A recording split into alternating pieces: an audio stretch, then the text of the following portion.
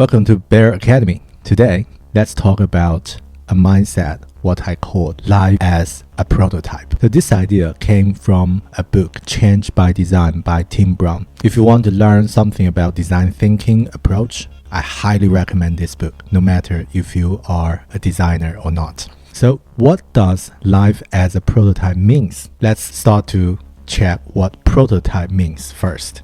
So when you do a design, prototype is actually an approach that you can build something tangible to evaluate your concept with people's interaction. For example, if you're building a website, you can cut a few pieces of paper and draw on it and ask people to interact with it. So that is a prototype. And sometimes you might want to make some physical product like a mouse, and you can use a soap to sculpture the shape of a mouth and ask people to play with it and give you some feedback. So this is as a way that we as a designer to check if our assumption works and to get some data from people's interactions, and then we can know if it works and what's the next step.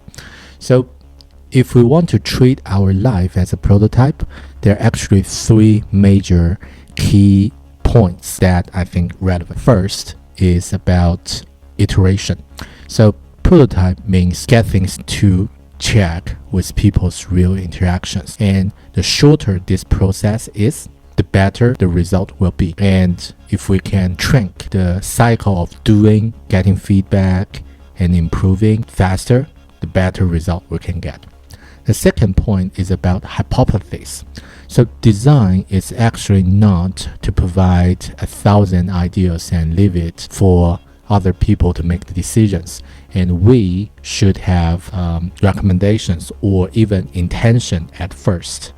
So you might already got some assumptions.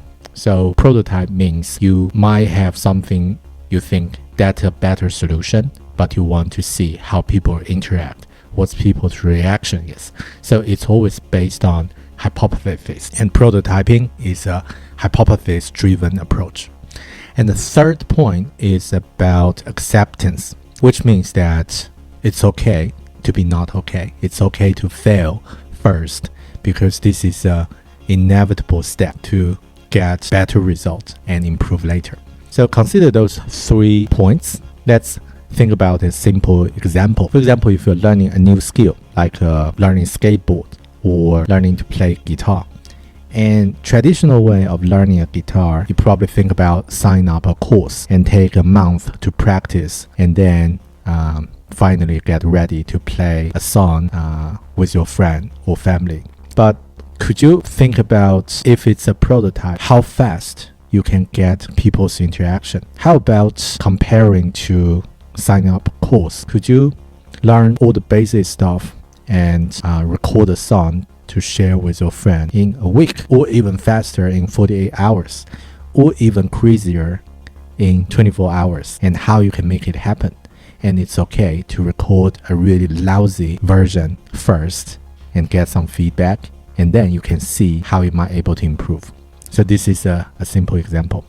Right, I think this is just me as a reflection to embrace failure and try to shorten the cycle of iteration as a self-reminder. But I think it might be helpful for you as well.